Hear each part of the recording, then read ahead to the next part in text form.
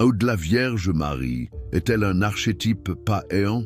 Si Spinoza ébranle le dogme. Imaginez-vous un instant dans les couloirs du Vatican face au chef-d'œuvre de Michel-Ange représentant la Vierge Marie. Maintenant, transportez-vous 3000 ans en arrière, dans un temple égyptien où les fidèles vénèrent Isis tenant son fils Horus dans ses bras. Troublant, n'est-ce pas? Cette ressemblance qui vous fait frémir n'est peut-être pas le fruit du hasard. Si vous aimez les histoires inspirantes qui remettent en question tout ce que vous pensiez savoir sur l'histoire et la religion, n'oubliez pas de vous abonner à la chaîne pour ne manquer aucun moment de cette enquête explosive. D'ailleurs, dites-moi dans les commentaires de quel pays vous nous regardez et à quelle heure vous suivez cette vidéo. Et si vous êtes sur votre téléphone, un petit geste qui nous aide énormément à toucher plus de personnes, appuyez sur j'aime dès maintenant. Cela fait vraiment la différence dans l'algorithme. Mais revenons à notre question provocante. Et si la figure la plus vénérée du christianisme, Marie, mère de Jésus,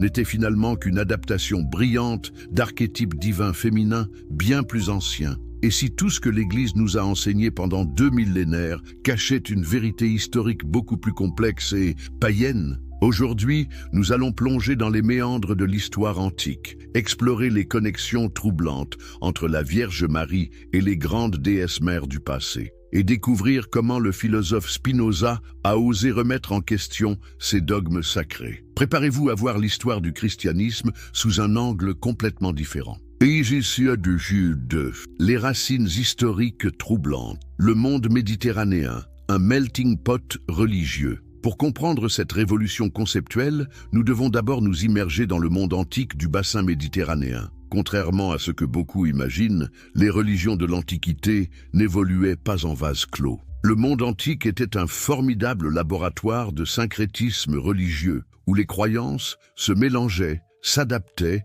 et se transformaient au gré des conquêtes, du commerce et des migrations. Pensez-y un instant. Comment une religion née dans une province reculée de l'Empire romain a-t-elle pu conquérir le monde méditerranéen en quelques siècles seulement? La réponse pourrait bien résider dans sa capacité extraordinaire à intégrer et à christianiser des éléments religieux préexistants qui parlaient déjà profondément aux populations locales. Les marchands phéniciens transportaient avec eux leurs divinités d'un port à l'autre. Les légions romaines adoptaient les dieux des peuples qu'elles conquéraient. Les Grecs identifiaient leurs Olympiens avec les divinités égyptiennes et orientales. Dans ce contexte, comment imaginer que le christianisme naissant aurait pu rester hermétique à ces influences? Prenons un exemple concret et saisissant. À Éphèse, en actuelle Turquie, se dressait l'un des plus magnifiques temples de l'Antiquité, dédié à Artémis, appelée par les Romains Diane. Cette déesse, vénérée depuis des millénaires, était invoquée comme protectrice des femmes en couche, gardienne de la virginité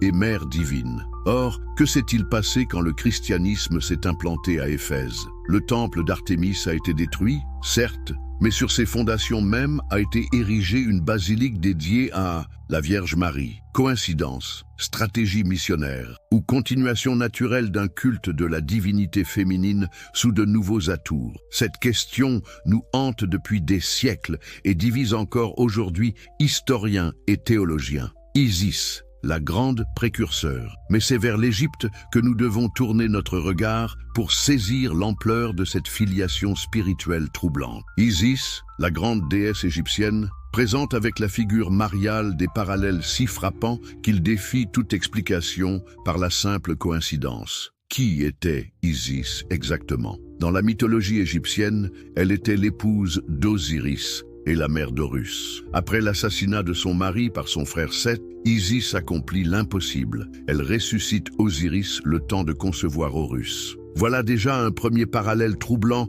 avec la conception miraculeuse de Jésus. Mais ce n'est que le début. Isis était vénérée sous de multiples titres qui résonnent étrangement avec ceux attribués plus tard à Marie. Elle était Stella Maris, l'étoile de la mer, guide des navigateurs perdus. Elle était la mère de Dieu, Théotokos en grec, titre qui sera officiellement attribué à Marie au concile d'Éphèse en 431. Elle était la Vierge Mère, ayant conçu divinement son Fils. Elle était l'intercesseur privilégié entre les humains et le divin. L'iconographie Isis nous révèle des similitudes encore plus saisissantes. Les statues d'Isis, allaitant Horus, appelé Isis lactant, présentent une composition identique aux futures représentations de Marie allaitant l'enfant Jésus. La déesse égyptienne est souvent représentée avec un manteau bleu étoilé, couleur qui deviendra l'attribut par excellence de la Vierge Marie. Elle porte parfois une couronne ou un diadème,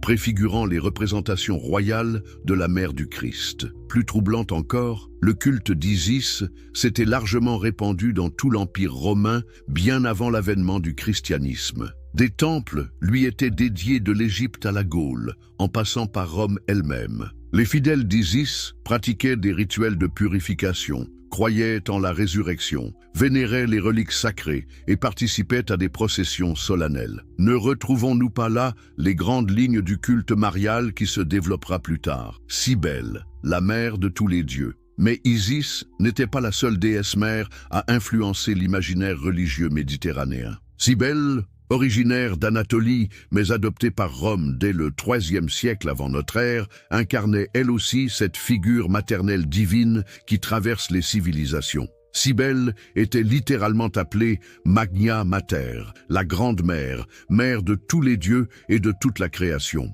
Son culte particulièrement populaire parmi les soldats romains présentait des aspects qui préfigurent étonnamment certains éléments du christianisme naissant. Les prêtres de Cybèle, les Galles, pratiquaient le célibat et se consacraient entièrement au service de la déesse. Ils célébraient chaque année la mort et la résurrection d'Attis, le compagnon divin de Cybèle, dans des rituels qui rappellent furieusement la passion du Christ. Le 25 décembre, date qui ne vous dit rien, ils célébraient la renaissance du soleil et la victoire de la lumière sur les ténèbres. La ville de Rome elle-même abritait le temple principal de Cybèle sur le mont Palatin, au cœur même de l'Empire. Quand le christianisme est devenu religion officielle sous Constantine, que pensez-vous qu'il soit advenu de ce culte séculaire? Il a été progressivement christianisé et de nombreux éléments du culte de la Grande Mère ont trouvé leur place dans la vénération mariale.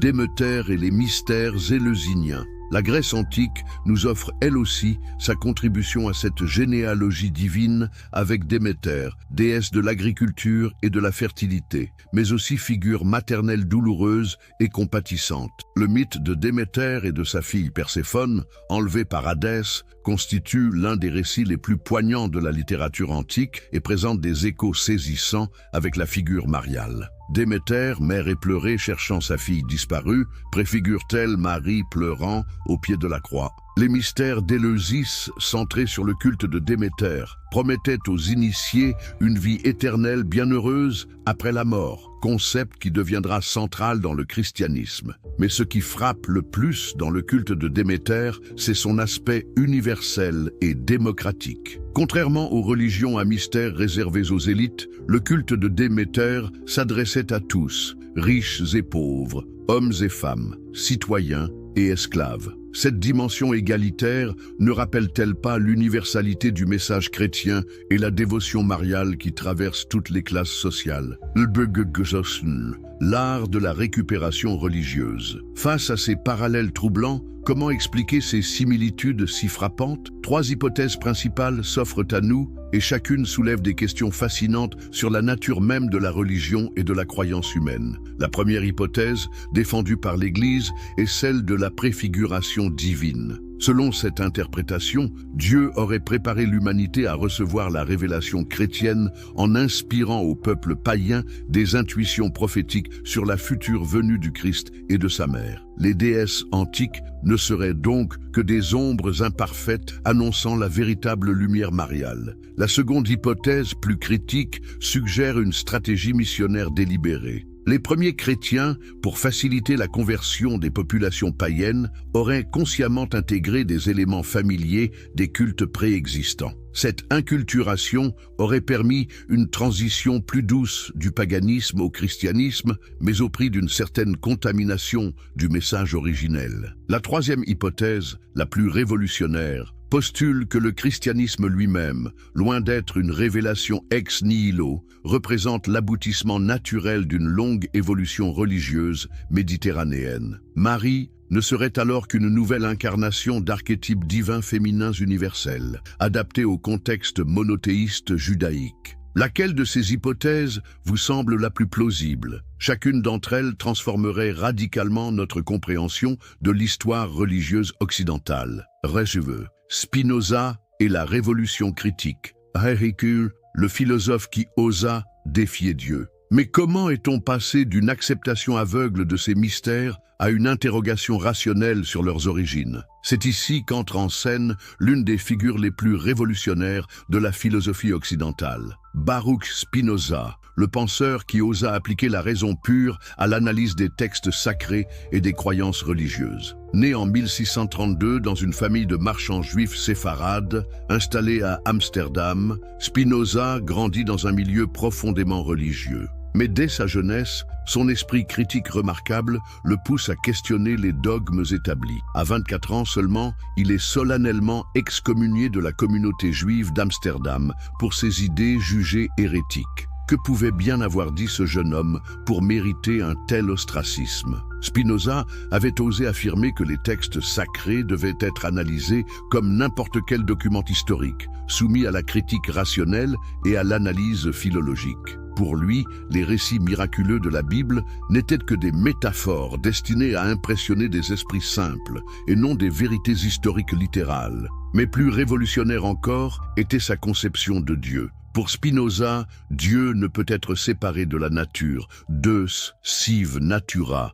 Dieu, c'est-à-dire la nature. Cette vision panthéiste éliminait du même coup la possibilité d'intervention miraculeuse divine dans le cours naturel des choses. Comment, dès lors, expliquer les prodiges attribués à Marie ou aux saints? Le but, la méthode historico-critique appliquée à la religion. Dans son traité théologico-politique, publié anonymement en 1670, Spinoza développe une méthode révolutionnaire d'analyse des textes religieux. Pour comprendre un passage biblique, explique-t-il, il faut d'abord étudier la langue dans laquelle il a été écrit, puis le contexte historique de sa rédaction, les intentions de son auteur et les circonstances de sa transmission. Appliquée aux récits évangéliques concernant Marie, cette méthode soulève des questions dérangeantes. Pourquoi les évangiles les plus anciens, Marc et une partie de Matthieu, accordent-ils si peu de place à la mère de Jésus? Pourquoi les développements sur sa virginité perpétuelle et son rôle d'intercesseur n'apparaissent-ils que tardivement dans la littérature chrétienne? Comment expliquer que les titres les plus grandioses attribués à Marie, Mère de Dieu, Reine du ciel, Étoile de la mer, correspondent exactement à ceux que portaient les déesses païennes? Pour Spinoza, ces évolutions ne s'expliquent que par l'influence de l'environnement culturel sur la formation des croyances religieuses. Les communautés chrétiennes primitives, baignées dans un univers mental où les déesses mères tenaient une place centrale, auraient naturellement projeté ces archétypes sur la figure historique de Marie. Le Bruegel, l'imagination contre la raison. L'un des concepts les plus fascinants de la philosophie spinoziste est la distinction qu'il établit entre imagination et raison dans la formation des croyances. L'imagination, première forme de connaissance, produit des idées confuses en mêlant les impressions sensorielles aux émotions et aux désirs. La raison, forme supérieure de connaissance, permet de dégager les vraies causes des phénomènes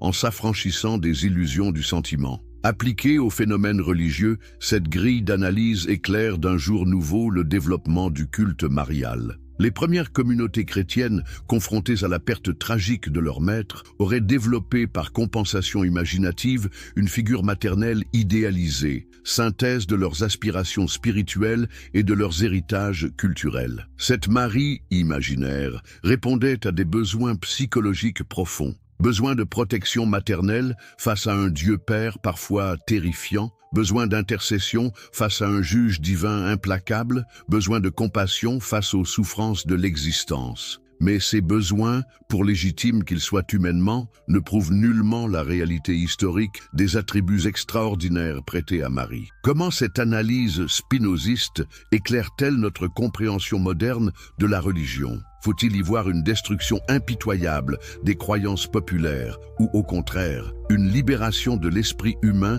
de ses illusions consolatrices mais aliénantes? L'impact révolutionnaire de la pensée spinoziste. L'influence de Spinoza sur la pensée européenne fut considérable, même si elle resta longtemps souterraine, en raison de la censure religieuse et politique. Les philosophes des Lumières, de Voltaire à Diderot, s'inspirèrent largement de ces méthodes critiques pour remettre en question les dogmes établis. Mais c'est peut-être dans l'exégèse biblique moderne que l'héritage spinoziste est le plus visible. Les méthodes historico-critiques développées au XIXe et XXe siècle par les universités allemandes puis européennes descendent directement des principes énoncés par le philosophe d'Amsterdam. Appliquées aux textes concernant Marie, ces méthodes ont révélé la progressive divinisation d'une figure initialement très discrète dans les évangiles canoniques. Les évangiles apocryphes, rédigés au IIe et IIIe siècle, regorgent de récits merveilleux sur l'enfance de Marie, sa naissance miraculeuse, sa présentation au temple, sa vie dans le Saint des Saints. Autant de développements qui témoignent d'un processus de mythification progressif comparable à celui qu'avaient connu les déesses antiques. Plus troublant encore, ces évangiles apocryphes mariales puisent largement dans les traditions concernant les déesses mères du paganisme. Les récits de l'Assomption de Marie, par exemple, présentent des parallèles frappants avec les mythes d'Apothéose, d'Isis ou de Cybèle. La question de la vérité historique. Mais alors, quelle est la vérité historique sur Marie de Nazareth? Spinoza nous invite à distinguer rigoureusement entre le personnage historique et la figure de dévotion qui s'est développée autour de lui. Historiquement, Marie était très probablement une jeune femme juive de Galilée, mère de Jésus de Nazareth, ayant vécu dans l'ombre de son fils et morte dans l'anonymat. Les quelques mentions évangéliques la concernant la présentent comme une croyante sincère, mais aussi, parfois, comme une mère inquiète, ne comprenant pas toujours la mission de son fils. La Marie de la dévotion, en revanche, est une construction théologique et spirituelle développée sur plusieurs siècles, intégrant des éléments de la piété juive, de la philosophie grecque et des cultes païens environnants. Cette Marie-là est vierge avant, pendant et après l'enfantement, monte au ciel corps et âme, intercède pour tous les humains et règne comme reine de l'univers. Entre ces deux Maries, laquelle est la vraie? Pour Spinoza, cette question n'a pas de sens. Il n'y a pas de vraie Marie au-delà des documents historiques qui nous sont parvenus et des constructions culturelles qui se sont développées autour de sa figure. Rechercher une Marie en soi, indépendamment des témoignages humains et des projections spirituelles, relève de ce que le philosophe appelle l'illusion métaphysique. Cette approche spinoziste vous choque-t-elle ou vous libère-t-elle? Détruit-elle la beauté de la dévotion mariale ou permet-elle au contraire de mieux comprendre les mécanismes profonds de la création spirituelle humaine? Les preuves archéologiques troublantes. Quand les pierres parlent, si les textes peuvent mentir ou être manipulés, que nous disent les pierres, ces témoins muets mais incorruptibles du passé? L'archéologie moderne a révélé des continuités troublantes entre les lieux de culte païens et les sanctuaires mariaux qui leur ont succédé, soulevant des questions fascinantes sur les mécanismes de la conversion religieuse. Commençons par l'un des exemples les plus spectaculaires, le sanctuaire de Notre-Dame de la Garde à Marseille. Avant que ne s'élève la basilique actuelle, ce promontoire rocheux abritait depuis l'Antiquité un temple dédié à Artémis, la déesse protectrice des marins. Les fouilles archéologiques ont mis au jour les fondations de ce temple païen, ainsi que de nombreux ex-voto marins offerts à la déesse. Quand le christianisme s'est implanté à Marseille, que s'est-il passé? Le temple d'Artémis a été détruit, mais la fonction protectrice du lieu a été maintenue. Marie a simplement remplacé Artémis comme protectrice des navigateurs. Plus troublant encore, le titre même de Stella Maris, étoile de la mer, attribué à Marie, était l'un des surnoms d'Artémis dans l'Antiquité.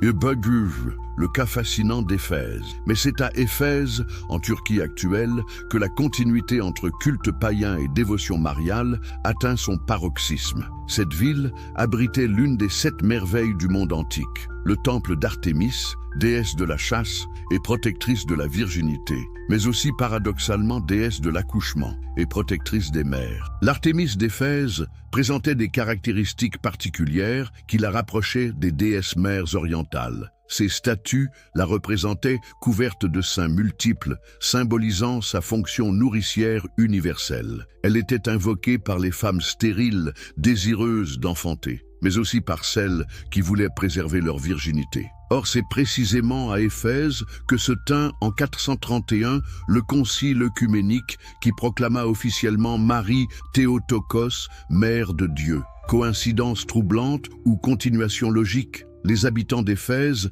habitués depuis des siècles à vénérer une déesse mère vierge et protectrice, ont-ils simplement transféré leur dévotion séculaire sur Marie? Plus significatif encore. Selon une tradition locale, Marie aurait vécu ses dernières années à Éphèse, dans une maison située sur la colline de Bulbuldao, non loin de l'emplacement de l'ancien temple d'Artémis. Cette maison de la Vierge Marie est aujourd'hui un lieu de pèlerinage majeur, visité par des millions de fidèles chaque année. Mais cette tradition ne date que du 19e siècle et s'appuie sur les visions d'une religieuse allemande, Anne-Catherine Emmerich. Aucune source antique ne mentionne le séjour de Marie à Éphèse. Les sanctuaires rupestres, grottes sacrées et continuités cultuelles. Un autre phénomène archéologique fascinant concerne les sanctuaires rupestres.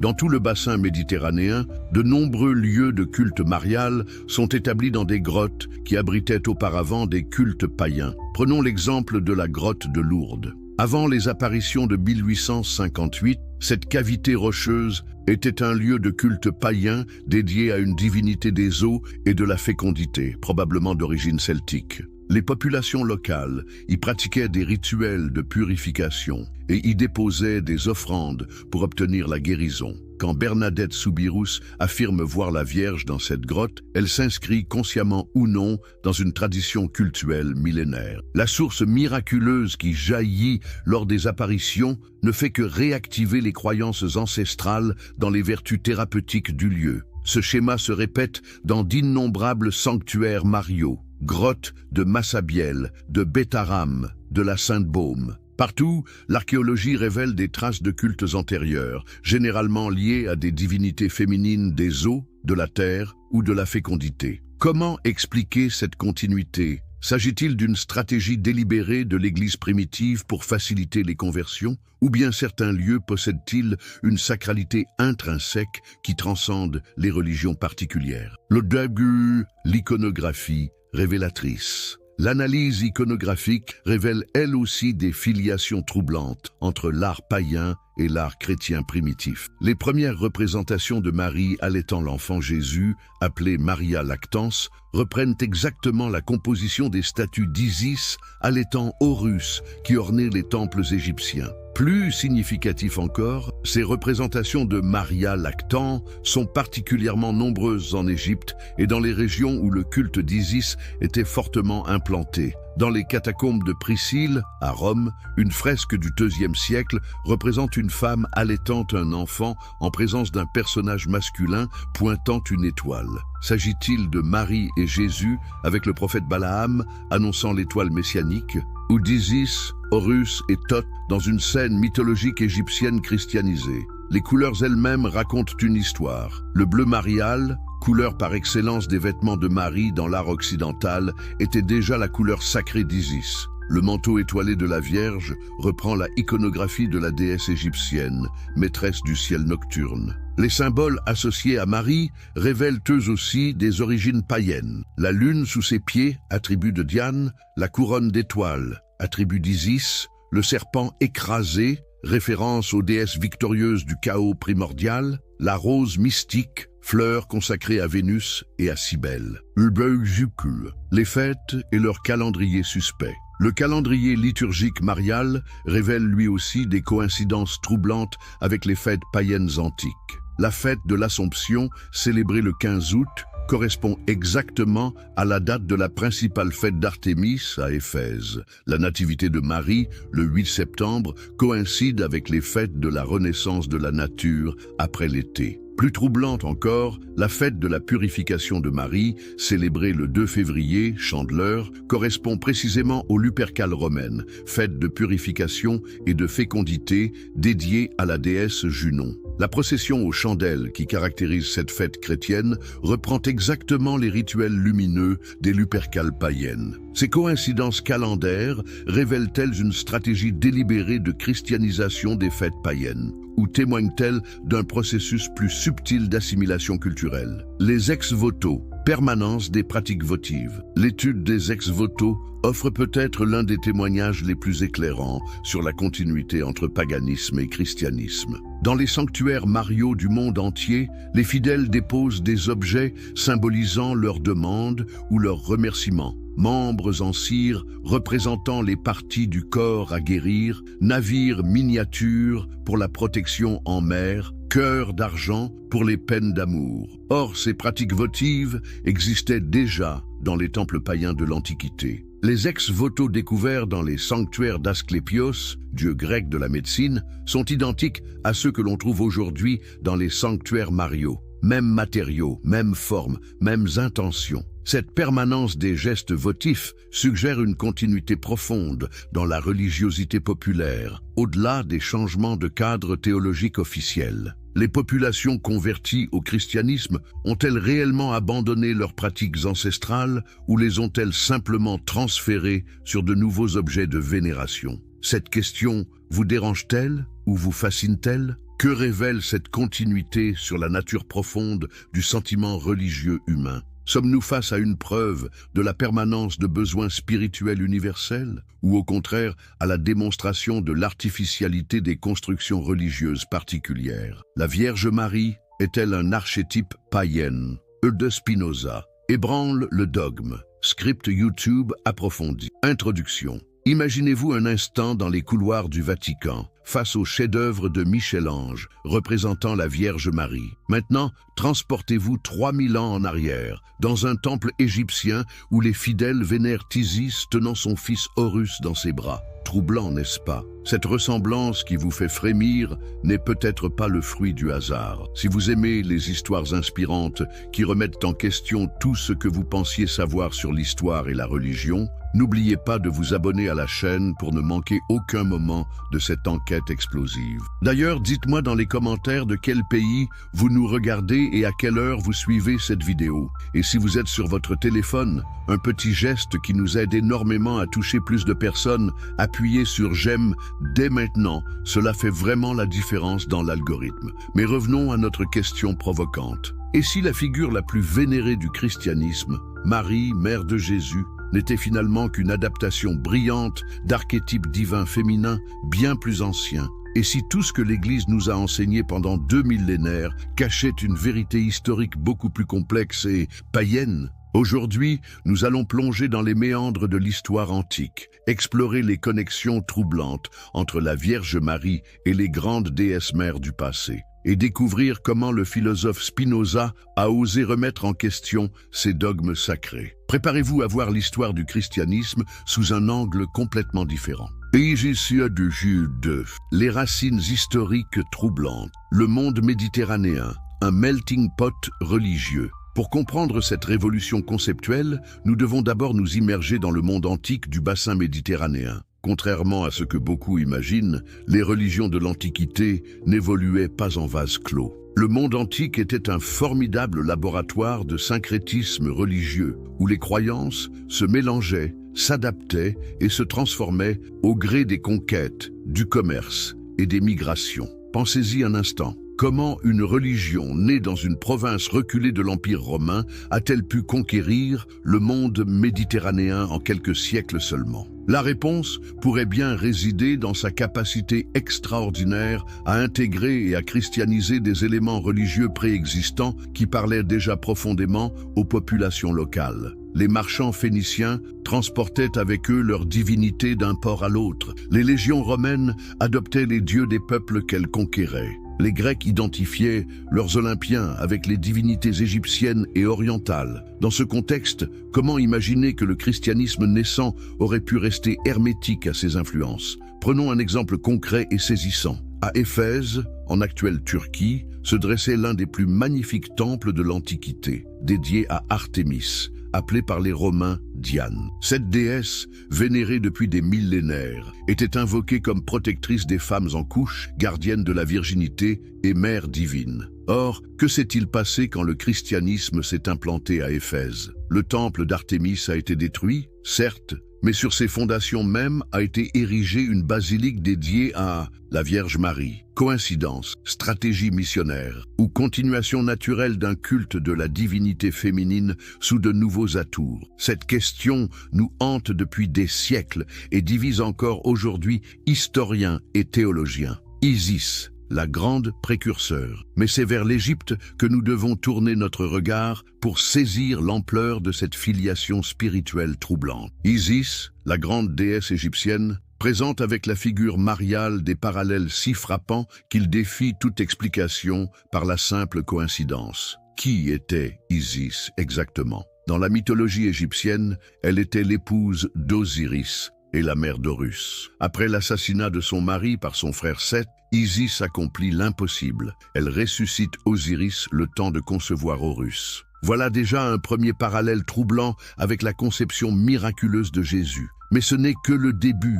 Isis était vénérée sous de multiples titres qui résonnent étrangement avec ceux attribués plus tard à Marie. Elle était Stella Maris, l'étoile de la mer, guide des navigateurs perdus. Elle était la mère de Dieu, Théotokos en grec, titre qui sera officiellement attribué à Marie au concile d'Éphèse en 431. Elle était la Vierge Mère, ayant conçu divinement son Fils. Elle était l'intercesseur privilégié entre les humains et le divin. L'iconographie Isis nous révèle des similitudes encore plus saisissantes. Les statues d'Isis, allaitant Horus, appelé Isis lactant, présentent une composition identique aux futures représentations de Marie allaitant l'enfant Jésus. La déesse égyptienne est souvent représentée avec un manteau bleu étoilé, couleur qui deviendra l'attribut par excellence de la Vierge Marie. Elle porte parfois une couronne ou un diadème, préfigurant les représentations royales de la mère du Christ.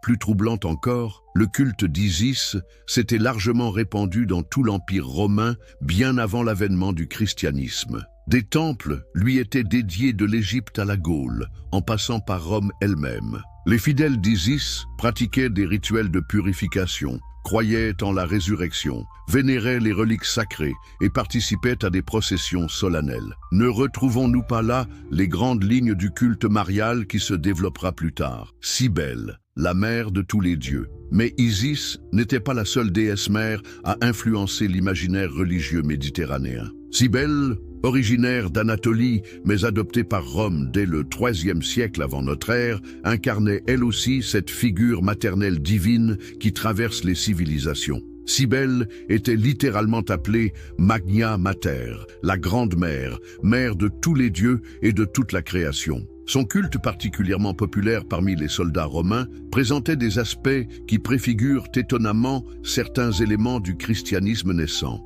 Les prêtres de Cybèle, les Galles, pratiquaient le célibat et se consacraient entièrement au service de la déesse. Ils célébraient chaque année la mort et la résurrection d'Attis, le compagnon divin de Cybèle, dans des rituels qui rappellent furieusement la passion du Christ. Le 25 décembre, date qui ne vous dit rien, ils célébraient la renaissance du soleil et la victoire de la lumière sur les ténèbres. La ville de Rome elle-même abritait le temple principal de Cybèle sur le mont Palatin, au cœur même de l'Empire. Quand le christianisme est devenu religion officielle sous Constantine, que pensez-vous qu'il soit advenu de ce culte séculaire? Il a été progressivement christianisé, et de nombreux éléments du culte de la Grande Mère ont trouvé leur place dans la vénération mariale. Déméter et les mystères éleusiniens. La Grèce antique nous offre elle aussi sa contribution à cette généalogie divine avec Déméter, déesse de l'agriculture et de la fertilité, mais aussi figure maternelle douloureuse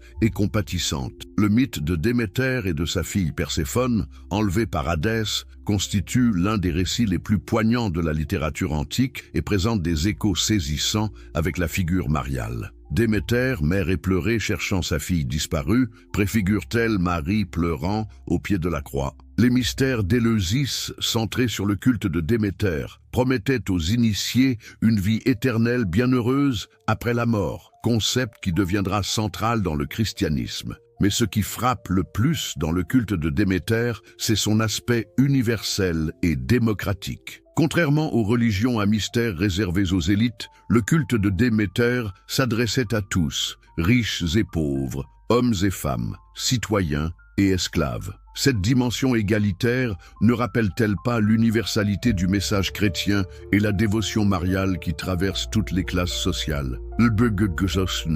L'art de la récupération religieuse. Face à ces parallèles troublants, comment expliquer ces similitudes si frappantes? 3 hypothèses principales s'offrent à nous et chacune soulève des questions fascinantes sur la nature même de la religion et de la croyance humaine. La première hypothèse, défendue par l'Église, est celle de la préfiguration divine. Selon cette interprétation, Dieu aurait préparé l'humanité à recevoir la révélation chrétienne en inspirant au peuple païen des intuitions prophétiques sur la future venue du Christ et de sa mère. Les déesses antiques ne seraient donc que des ombres imparfaites annonçant la véritable lumière mariale. La seconde hypothèse, plus critique, suggère une stratégie missionnaire délibérée. Les premiers chrétiens, pour faciliter la conversion des populations païennes, auraient consciemment intégré des éléments familiers des cultes préexistants. Cette inculturation aurait permis une transition plus douce du paganisme au christianisme,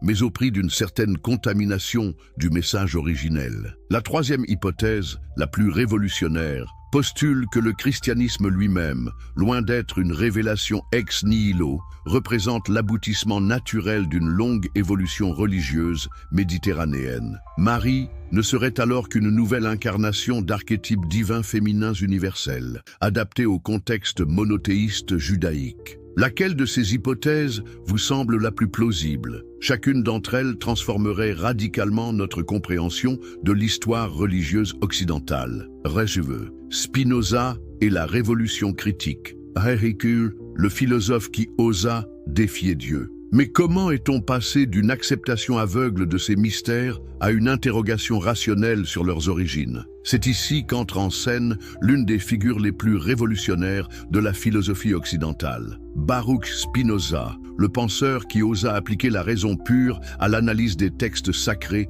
et des croyances religieuses. Né en 1632 dans une famille de marchands juifs séfarades, installés à Amsterdam, Spinoza grandit dans un milieu profondément religieux. Mais dès sa jeunesse, son esprit critique remarquable le pousse à questionner les dogmes établis. À 24 ans seulement, il est solennellement excommunié de la communauté juive d'Amsterdam pour ses idées jugées hérétiques. Que pouvait bien avoir dit ce jeune homme pour mériter un tel ostracisme? Spinoza avait osé affirmer que les textes sacrés devaient être analysés comme n'importe quel document historique, soumis à la critique rationnelle et à l'analyse philologique. Pour lui, les récits miraculeux de la Bible n'étaient que des métaphores destinées à impressionner des esprits simples et non des vérités historiques littérales. Mais plus révolutionnaire encore était sa conception de Dieu. Pour Spinoza, Dieu ne peut être séparé de la nature. Deus sive natura, Dieu, c'est-à-dire la nature. Cette vision panthéiste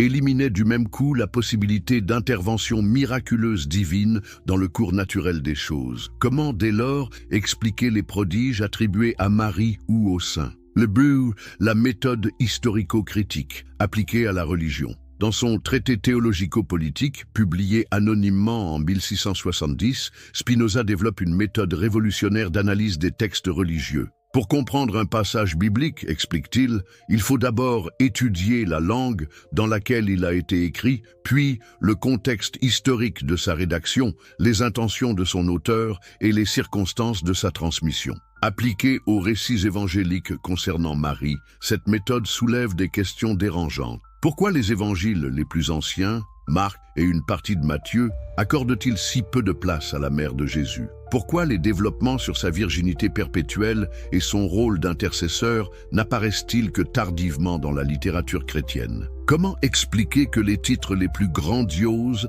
attribués à Marie, Mère de Dieu, Reine du ciel, Étoile de la mer, correspondent exactement à ceux que portaient les déesses païennes? Pour Spinoza, ces évolutions ne s'expliquent que par l'influence de l'environnement culturel sur la formation des croyances religieuses. Les communautés chrétiennes primitives, baignées dans un univers mental où les déesses mères tenaient une place centrale, auraient naturellement projeté ces archétypes sur la figure historique de Marie. Le Bruegel, l'imagination contre la raison. L'un des concepts les plus fascinants de la philosophie spinoziste est la distinction qu'il établit entre imagination et raison dans la formation des croyances. L'imagination, première forme de connaissance, produit des idées confuses en mêlant les impressions sensorielles aux émotions et aux désirs. La raison, forme supérieure de connaissance, permet de dégager les vraies causes des phénomènes en s'affranchissant des illusions du sentiment. Appliquée aux phénomènes religieux, cette grille d'analyse éclaire d'un jour nouveau le développement du culte marial. Les premières communautés chrétiennes, confrontées à la perte tragique de leur maître, auraient développé par compensation imaginative une figure maternelle idéalisée, synthèse de leurs aspirations spirituelles et de leurs héritages culturels. Cette Marie imaginaire répondait à des besoins psychologiques profonds. Besoin de protection maternelle face à un Dieu Père parfois terrifiant, besoin d'intercession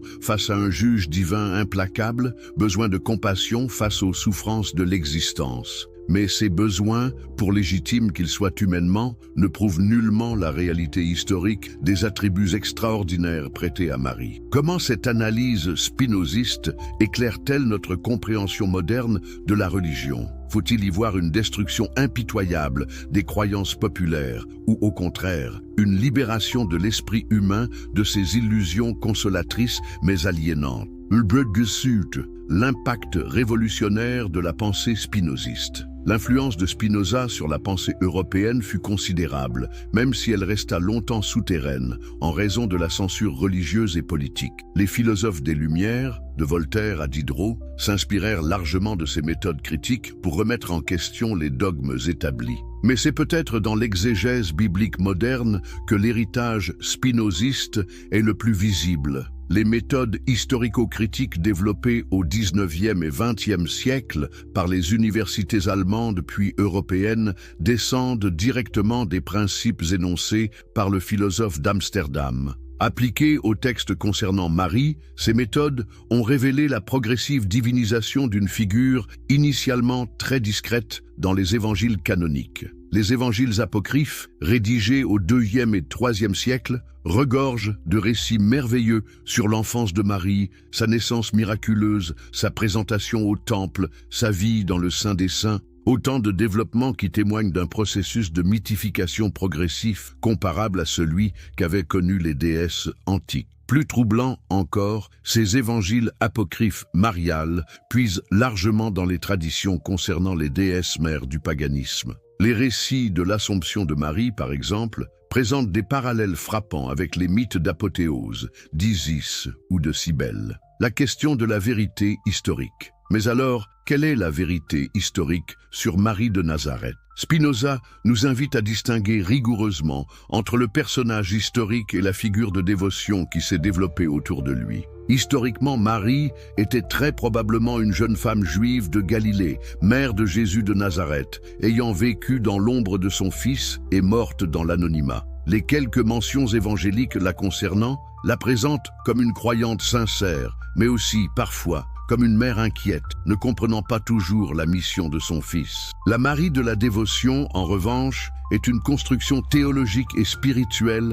développée sur plusieurs siècles, intégrant des éléments de la piété juive, de la philosophie grecque et des cultes païens environnants. Cette Marie-là est vierge avant, pendant et après l'enfantement, monte au ciel corps et âme, intercède pour tous les humains et règne comme reine de l'univers. Entre ces deux Maries, laquelle est la vraie? Pour Spinoza, cette question n'a pas de sens. Il n'y a pas de vraie Marie au-delà des documents historiques qui nous sont parvenus et des constructions culturelles qui se sont développées autour de sa figure. Rechercher une Marie en soi indépendamment des témoignages humains et des projections spirituelles, relève de ce que le philosophe appelle l'illusion métaphysique. Cette approche spinoziste vous choque-t-elle ou vous libère-t-elle? Détruit-elle la beauté de la dévotion mariale ou permet-elle au contraire de mieux comprendre les mécanismes profonds de la création spirituelle humaine?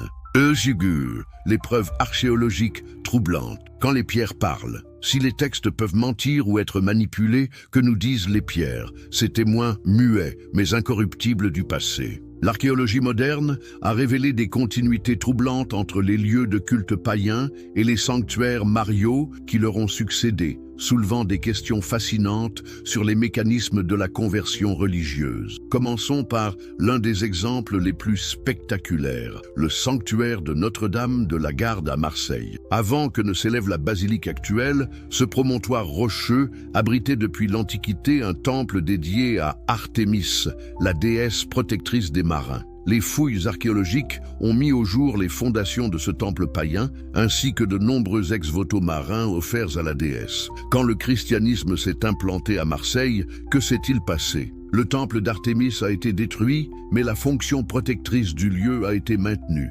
Marie a simplement remplacé Artémis comme protectrice des navigateurs. Plus troublant encore, le titre même de Stella Maris, étoile de la mer, attribué à Marie, était l'un des surnoms d'Artémis dans l'Antiquité. Eubaguv, le cas fascinant d'Éphèse. Mais c'est à Éphèse, en Turquie actuelle, que la continuité entre culte païen et dévotion mariale atteint son paroxysme. Cette ville abritait l'une des 7 merveilles du monde antique, le temple d'Artémis, déesse de la chasse et protectrice de la virginité, mais aussi paradoxalement déesse de l'accouchement et protectrice des mères. L'Artémis d'Éphèse présentait des caractéristiques particulières qui la rapprochaient des déesses mères orientales. Ses statues la représentaient couverte de seins multiples, symbolisant sa fonction nourricière universelle. Elle était invoquée par les femmes stériles, désireuses d'enfanter, mais aussi par celles qui voulaient préserver leur virginité. Or, c'est précisément à Éphèse que se tint en 431 le concile œcuménique qui proclama officiellement Marie Théotokos, mère de Dieu. Coïncidence troublante ou continuation logique? Les habitants d'Éphèse, habitués depuis des siècles à vénérer une déesse mère vierge et protectrice, ont-ils simplement transféré leur dévotion séculaire sur Marie? Plus significatif encore. Selon une tradition locale, Marie aurait vécu ses dernières années à Éphèse, dans une maison située sur la colline de Bulbuldao, non loin de l'emplacement de l'ancien temple d'Artémis. Cette maison de la Vierge Marie est aujourd'hui un lieu de pèlerinage majeur, visité par des millions de fidèles chaque année. Mais cette tradition ne date que du 19e siècle et s'appuie sur les visions d'une religieuse allemande, Anne-Catherine Emmerich. Aucune source antique ne mentionne le séjour de Marie à Éphèse. Les sanctuaires rupestres, grottes sacrées et continuités cultuelles. Un autre phénomène archéologique fascinant concerne les sanctuaires rupestres. Dans tout le bassin méditerranéen, de nombreux lieux de culte marial sont établis dans des grottes qui abritaient auparavant des cultes païens. Prenons l'exemple de la grotte de Lourdes. Avant les apparitions de 1858, cette cavité rocheuse était un lieu de culte païen dédié à une divinité des eaux et de la fécondité, probablement d'origine celtique. Les populations locales y pratiquaient des rituels de purification et y déposaient des offrandes pour obtenir la guérison. Quand Bernadette Soubirous affirme voir la Vierge dans cette grotte, elle s'inscrit consciemment ou non dans une tradition cultuelle millénaire. La source miraculeuse qui jaillit lors des apparitions ne fait que réactiver les croyances ancestrales dans les vertus thérapeutiques du lieu. Ce schéma se répète dans d'innombrables sanctuaires mariaux, grottes de Massabielle, de Bétharam, de la Sainte-Baume. Partout, l'archéologie révèle des traces de cultes antérieurs, généralement liés à des divinités féminines des eaux, de la terre ou de la fécondité. Comment expliquer cette continuité? S'agit-il d'une stratégie délibérée de l'Église primitive pour faciliter les conversions?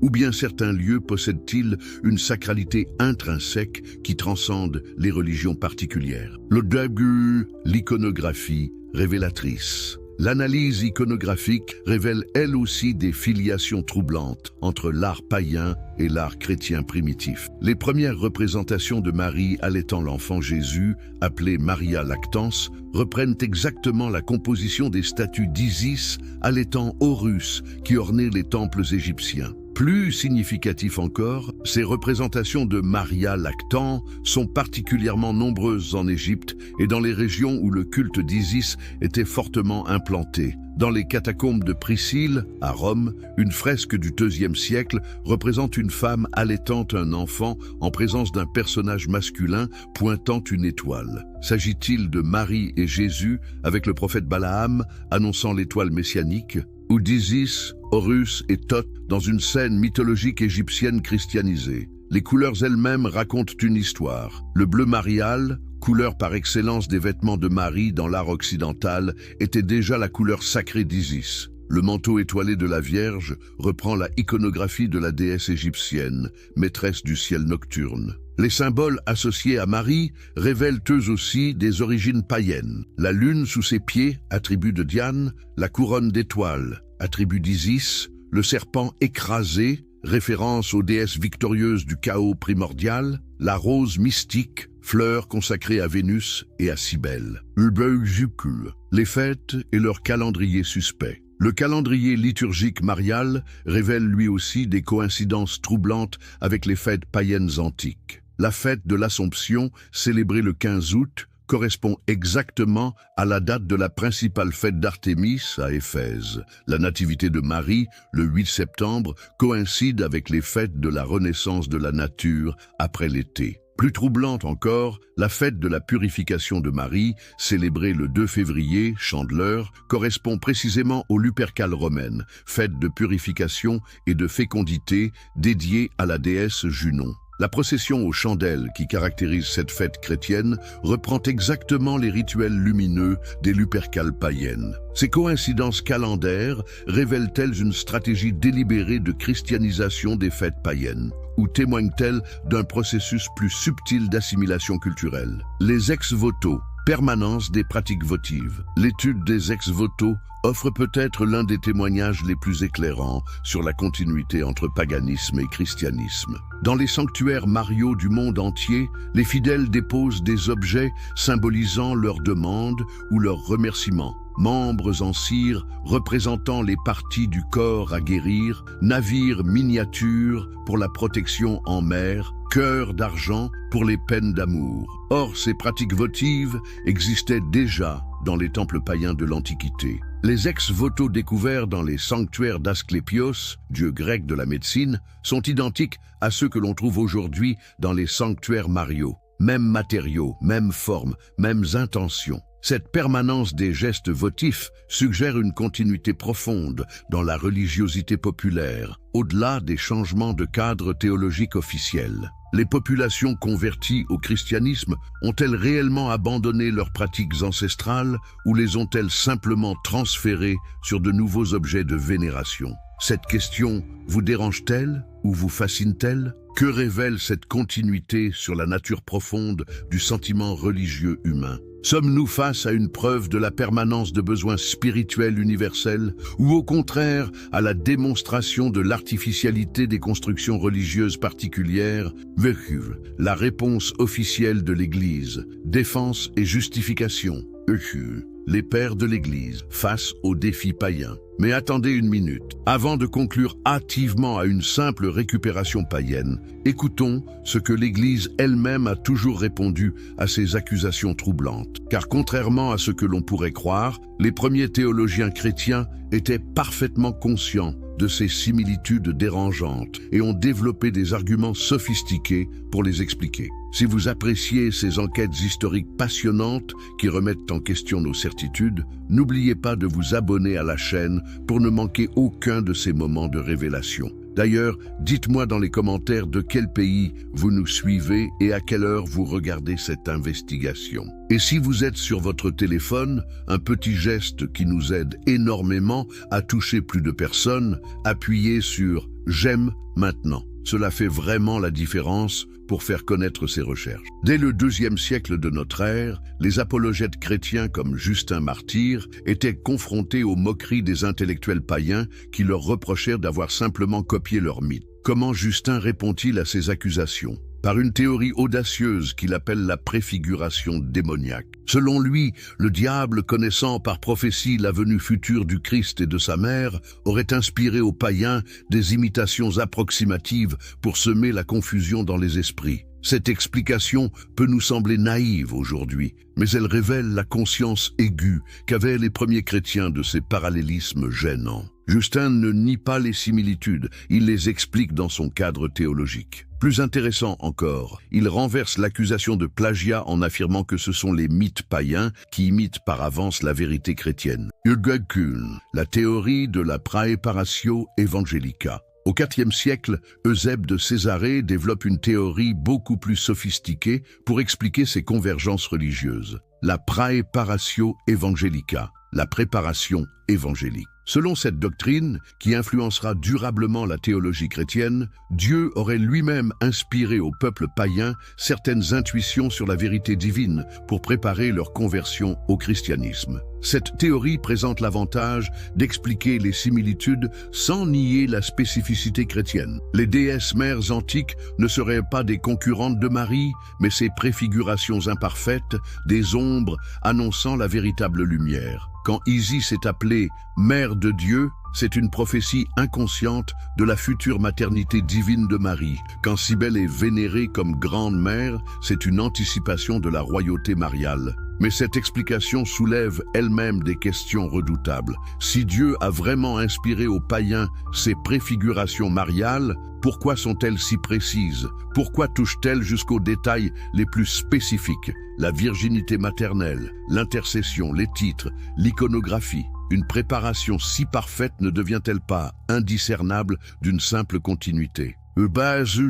Les conciles et la construction dogmatique mariale. L'étude des grands conciles œcuméniques révèle un processus fascinant de construction progressive de la figure mariale, qui répond souvent à des pressions populaires déjà influencées par les cultes païens environnants. Le concile d'Éphèse en 431, qui proclame Marie Théotokos, mère de Dieu, ne se tient pas par hasard dans cette ville imprégnée du culte millénaire d'Artémis. Quand les évêques proclament solennellement la maternité divine de Marie, la foule éphésienne explose de joie et organise des processions spontanées. Mais cette joie populaire ne s'explique-t-elle pas par le fait que les habitants retrouvent, sous un nom chrétien, leur déesse mère ancestrale? Plus révélateur encore, les évêques qui s'opposent à ce titre marial ne sont pas des hérétiques marginaux, mais des théologiens respectés comme Nestorius, patriarche de Constantinople. Leur argumentation est loin d'être ridicule. Comment une créature humaine peut-elle être mère de Dieu sans dégrader la transcendance divine? Cette résistance théologique révèle que l'attribution de titres divins à Marie ne coulait pas de source, même parmi les spécialistes de l'époque. Le concile de Chalcédoine en 451 introduit le concept de Théotokos kai ai Parthenos, mère de Dieu et toujours vierge, répondant ainsi aux attentes populaires d'une déesse mère virginale, sur le modèle d'Artémis ou d'Athéna. Le deuxième concile de Constantinople, en 553, développe la doctrine de la conception virginale de Marie elle-même par sainte Anne, rapprochant encore la mère du Christ des naissances miraculeuses des déesses païennes. L'évolution des titres mariaux. Un processus révélateur. L'étude historique des titres attribués à Marie révèle un processus d'accumulation progressive qui suit étrangement l'évolution des besoins religieux populaires et des influences culturelles locales. Au 1er siècle, les évangiles ne donnent à Marie aucun titre particulier. Elle est simplement Maria, parfois mère de Jésus. Au IIe siècle apparaissent les premiers développements sur sa virginité, en réaction aux objections juives sur la conception miraculeuse du Christ. Mais c'est au IIIe siècle, quand le christianisme s'étend massivement dans les régions hellénisées, imprégnées de culte de déesses mères, que l'inflation titulaire commence vraiment. Théotokos, mère de Dieu, apparaît d'abord dans la piété populaire, avant d'être officialisée par le concile d'Éphèse. Regina Caeli, reine du ciel, se développe dans les régions où Junon était vénérée sous ce titre. Stella Maris, étoile de la mer, émergent dans les ports méditerranéens où Isis et Vénus protégeaient les navigateurs. Plus troublant, ces titres ne sont pas de simples métaphores poétiques, mais correspondent à des fonctions précises que remplissaient auparavant les divinités païennes. Marie devient progressivement protectrice des navigateurs, fonction d'Isis, des soldats, fonction de Cybèle, des accouchés, fonction d'Artémis, des agriculteurs, fonction de Cérès. Cette spécialisation fonctionnelle ne révèle-t-elle pas un processus de substitution délibérée? Les évangiles apocryphes, la mythification en marche. Les évangiles apocryphes, rédigés entre le IIIe et le VIe siècle, nous offrent un laboratoire fascinant pour observer la mythification progressive de Marie sous l'influence des modèles païens environnants. Le protévangile de Jacques, rédigé vers 150, introduit pour la première fois le récit de la naissance miraculeuse de Marie par Anne, stérile et âgée. Ce schéma de naissance extraordinaire d'une future mère divine reproduit exactement les mythes de naissance d'Isis, de Cybèle ou de Rhéa. Plus significatif, ce texte fait vivre Marie dans le temple de Jérusalem, nourrie par les anges, sur le modèle des prêtresses vierges qui servaient dans les temples d'Artémis ou de Vesta.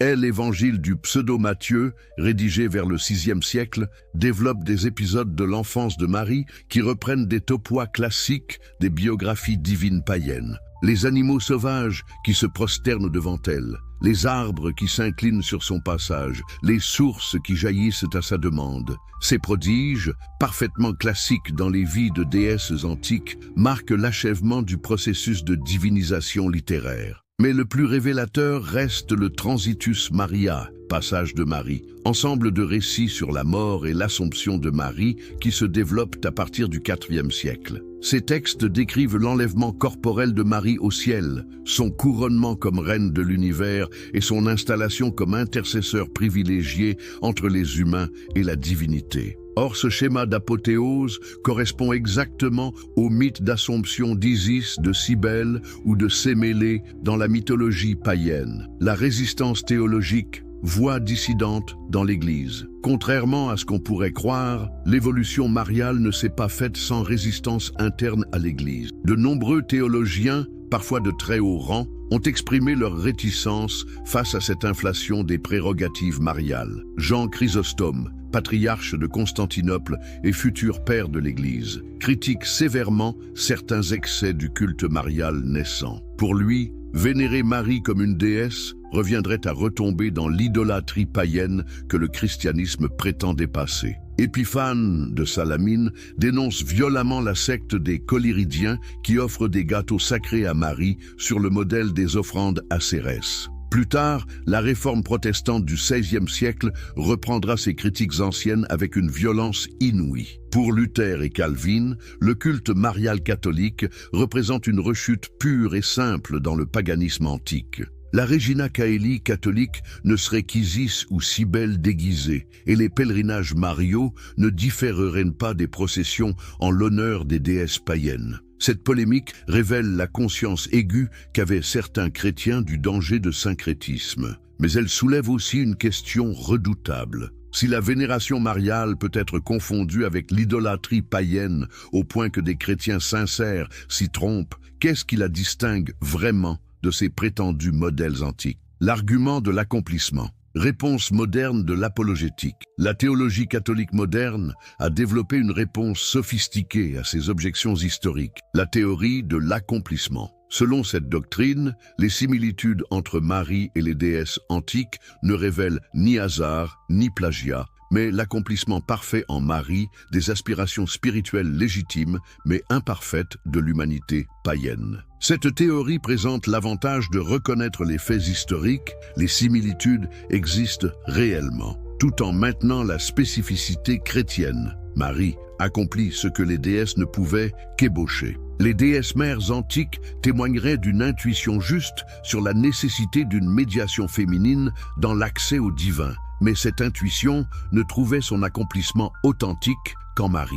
Mais cette explication elle-même soulève des interrogations vertigineuses. Si les païens avaient une intuition si juste de la vérité mariale, comment expliquer que leur déesse présente parfois des caractéristiques plus développées que celles de Marie dans les évangiles canoniques? Isis était déjà mère de Dieu et reine du ciel, quand Marie n'était encore qu'une jeune fille de Nazareth, discrètement mentionnée par les évangélistes. Drüge, Jung et l'interprétation psychanalytique, l'archétype éternel, l'inconscient collectif et les images primordiales. Mais peut-être la clé de cette énigme ne se trouve-t-elle ni dans l'histoire religieuse ni dans l'apologétique, mais dans les profondeurs de la psyché humaine. C'est la révolution que propose Carl Gustav Jung avec sa théorie des archétypes et de l'inconscient collectif. Pour Jung, qui a consacré une grande partie de son œuvre à l'étude des phénomènes religieux, les similitudes troublantes entre Marie et les déesses antiques s'expliquent par l'activation d'un même archétype primordial,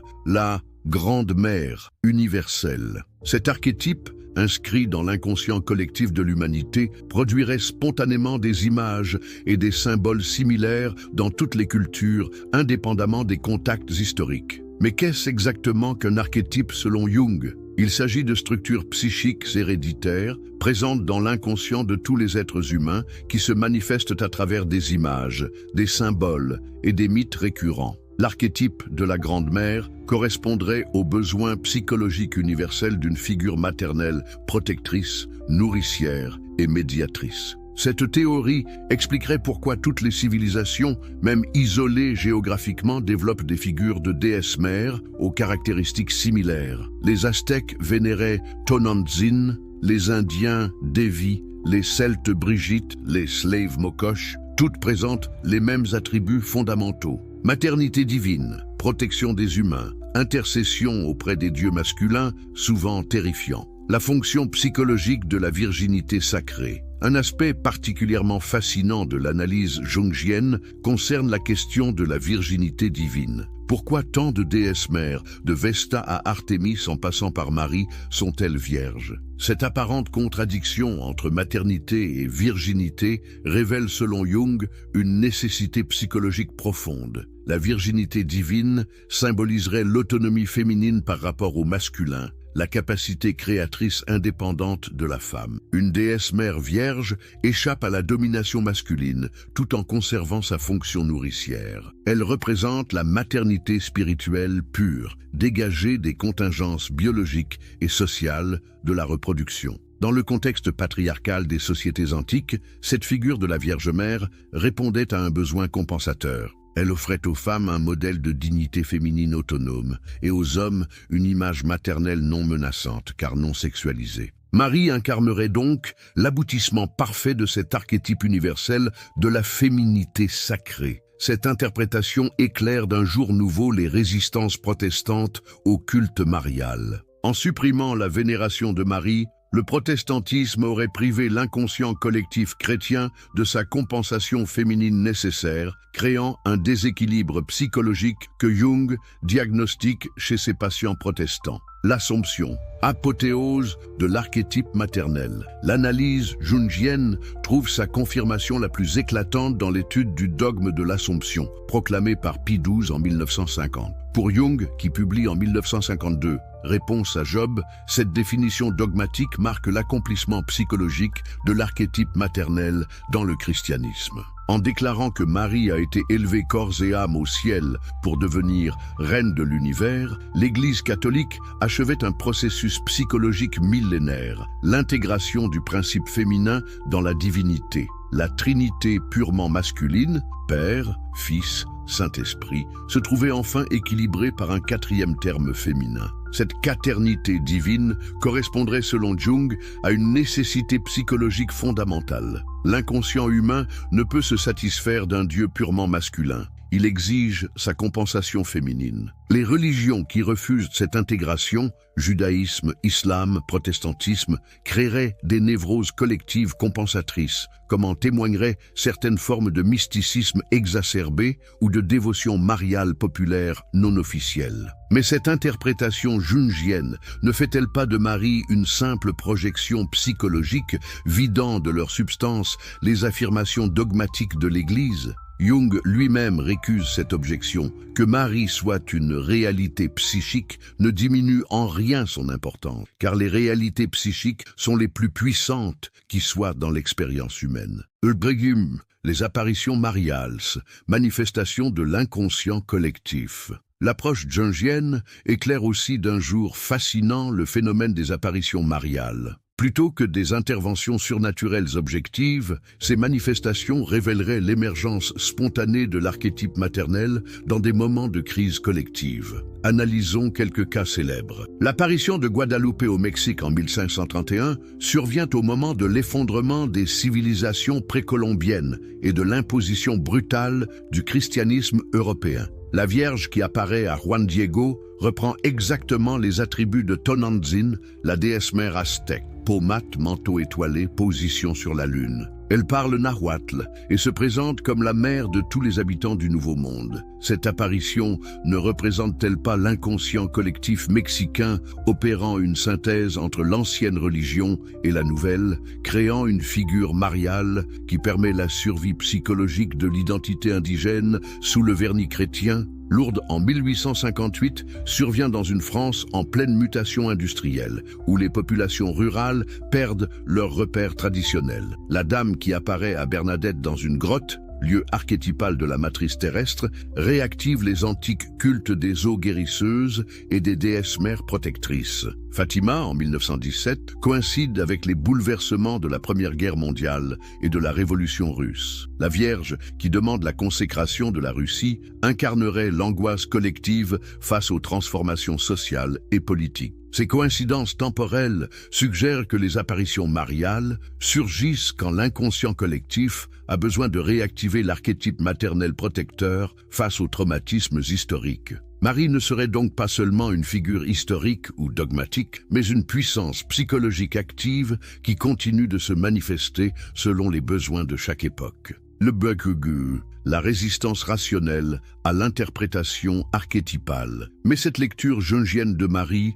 ne risque-t-elle pas de dissoudre complètement la spécificité chrétienne dans un syncrétisme psychologique généralisé? Si Marie n'est qu'une manifestation parmi d'autres de l'archétype de la Grande Mère, qu'est-ce qui la distingue d'Isis ou de Cybèle? Jung lui-même se défend de ce réductionnisme. Pour lui, chaque actualisation d'un archétype présente des caractéristiques spécifiques liées au contexte culturel et historique de son émergence. Marie ne serait pas identique aux déesses païennes, mais leur accomplissement synthétique dans le cadre du monothéisme judéo-chrétien. Cette synthèse mariale présenterait des innovations remarquables par rapport aux déesses antiques. Contrairement à Isis ou à Cybèle, Marie n'est pas une déesse autonome, mais reste créature de Dieu. Sa maternité divine ne fait pas d'elle une génitrice cosmique, mais une collaboratrice de l'incarnation. Son intercession ne relève pas de la magie, mais de la prière. Ces nuances révéleraient l'évolution de la conscience religieuse humaine. L'archétype maternel primitif, déesse autonome et souvent redoutable, se serait raffiné en figure mariale, créature privilégiée mais soumise au Dieu unique. Marie représenterait ainsi l'humanisation et la moralisation de l'archétype de la Grande Mère. Ulbeju, l'objection historique à la théorie archétypale. Cependant, l'interprétation jungienne se heurte à une objection historique majeure. Si Marie correspond vraiment à un archétype universel, pourquoi son culte ne s'est-il développé que progressivement et souvent en réaction à des influences extérieures? Pourquoi les évangiles canoniques, pourtant rédigés pour des communautés chrétiennes primitives, accordent-ils si peu de place à cette supposée nécessité psychologique universelle? Cette objection suggère que le développement du culte marial répond moins à une pulsion archétypale spontanée qu'à des facteurs historiques précis. Et concurrence avec les cultes païens environnants, besoins pastoraux des communautés converties, évolution théologique et politique de l'Église. L'approche jungienne risque donc de psychologiser abusivement des phénomènes qui relèvent d'abord de l'histoire des mentalités et des stratégies religieuses. Mais elle a le mérite d'éclairer la puissance extraordinaire et la durabilité du phénomène marial. Si Marie fonctionne si bien dans l'imaginaire chrétien, c'est peut-être parce qu'elle active effectivement des structures psychologiques profondes. Alors, que nous révèle finalement cette enquête sur les origines de la figure mariale? Sommes-nous face à une révélation divine authentique, à une récupération habile d'éléments païens ou à l'émergence spontanée d'un archétype psychologique universel? Et ces trois explications sont-elles vraiment incompatibles? Conclusion finale. La vérité au-delà des certitudes. Quand l'histoire rencontre le mystère, nous voici arrivés au terme de cette enquête passionnante qui nous a menés des temples d'Isis au laboratoire de Jung, en passant par les controverses de Spinoza et les conciles de l'Église primitive. Alors, que pouvons-nous conclure? La Vierge Marie est-elle vraiment un archétype païen christianisé? La réponse, vous l'avez compris, n'est pas simple. Elle ne peut l'être, car elle touche aux questions les plus profondes de l'existence humaine, la nature de la religion, le rôle de l'inconscient dans nos croyances, la frontière entre histoire et mythe, entre révélation et projection. Ce que notre investigation a révélé, c'est la complexité extraordinaire du phénomène marial. Marie n'est ni une pure création ex nihilo de la foi chrétienne, ni une simple copie de déesse païenne. Elle représente quelque chose de plus fascinant. Une synthèse créatrice qui intègre des éléments multiples dans une configuration nouvelle. De Goethe, les trois vérités de Marie. Notre enquête nous permet d'identifier trois vérités de Marie qui coexistent sans nécessairement s'exclure. La première vérité est historique. Marie de Nazareth a existé. Elle était la mère de Jésus, une femme juive de Galilée dont nous savons finalement très peu de choses certaines. Cette Marie historique était probablement une croyante sincère, courageuse face aux épreuves, mais très éloignée de la figure glorieuse vénérée aujourd'hui par des milliards de fidèles. La deuxième vérité est culturelle. La Marie de la dévotion s'est construite par assimilation et transformation d'éléments préexistants dans les cultures méditerranéennes. Titres, fonctions, iconographie, fêtes, tout révèle l'influence des déesses mères antiques. Cette construction n'est ni accidentelle ni honteuse. Elle témoigne de la capacité du christianisme, naissant à parler aux attentes spirituelles profondes de son époque. La troisième vérité est psychologique. Marie active dans l'inconscient humain des structures archétypales universelles. Elle répond aux besoins de protection maternelle, de médiation féminine, d'équilibre entre les principes masculins et féminins du divin. Cette dimension explique sa puissance émotionnelle et sa capacité à traverser les siècles.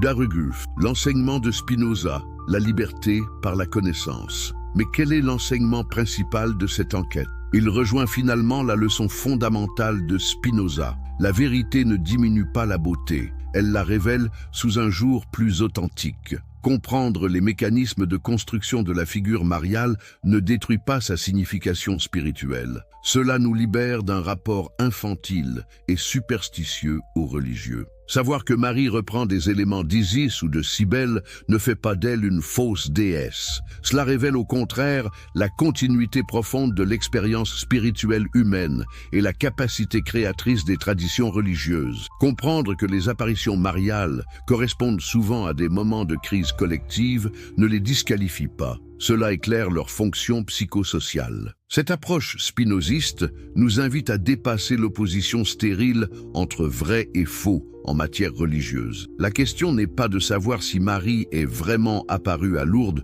ou à Fatima, mais de comprendre ce que ces manifestations révèlent des besoins spirituels de notre époque et des mécanismes de la création religieuse.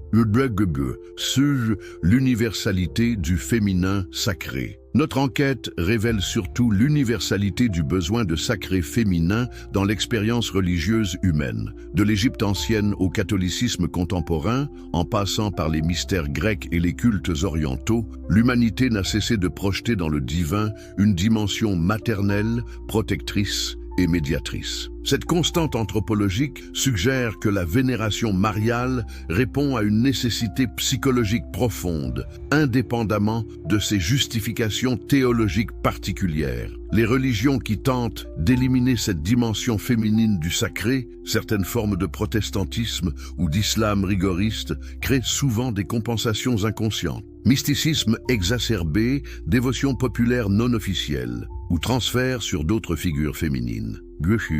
Les limites de toute explication. Cependant, Notre enquête révèle aussi les limites de toute explication purement rationnelle du phénomène religieux. Même si nous comprenons les mécanismes historiques, psychologiques et sociologiques qui président à la construction de la figure mariale, quelque chose d'irréductible demeure: l'expérience spirituelle vécue par des milliards d'êtres humains. Cette expérience ne se laisse pas réduire à ses conditions d'émergence. Qu'un fidèle trouve la paix en priant Marie, qu'un malade soit guéri après un pèlerinage marial, qu'une mère angoissée soit consolée par la méditation du rosaire, ces réalités humaines conservent leur valeur propre, indépendamment de leur explication scientifique. C'est peut-être la leçon la plus profonde de cette enquête: la coexistence possible entre connaissance rationnelle et expérience spirituelle. Comprendre n'est pas détruire, expliquer n'est pas réduire. Une Marie démythifiée par l'analyse historique peut continuer d'être une Marie signifiante pour l'expérience croyante. L'invitation au dialogue. Cette enquête se veut aussi une invitation au dialogue entre croyants et non-croyants, entre tradition et modernité, entre foi et raison. Trop souvent, ces débats s'enlisent dans des polémiques stériles, où chaque camp campe sur ses positions. L'approche que nous avons adoptée suggère une voie différente, celle de la reconnaissance mutuelle de la complexité. Les croyants peuvent accepter que leur foi s'enracine dans des traditions humaines millénaires sans perdre sa spécificité. Les non-croyants peuvent reconnaître la profondeur anthropologique des phénomènes religieux sans adhérer à leurs contenus doctrinaux. Cette attitude d'ouverture critique nous semble plus féconde que les rejets simplistes ou les apologétiques défensives. Elle permet de prendre au sérieux à la fois les exigences de la connaissance historique et la réalité de l'expérience spirituelle. L'énigme demeure. Au terme de cette investigation, l'énigme Marie demeure entière, mais elle s'est enrichie de nouvelles dimensions. Nous savons désormais que la mère de Jésus ne peut être comprise indépendamment de l'histoire religieuse méditerranéenne, des structures de l'inconscient collectif et des besoins spirituels universels de l'humanité. Mais cette connaissance, loin de clore le débat, l'ouvre sur des perspectives nouvelles. Elle nous invite à repenser nos catégories habituelles, à dépasser nos oppositions faciles, à accepter la complexité irréductible de l'expérience humaine du divin. Que vous soyez croyant ou non croyant, cette enquête vous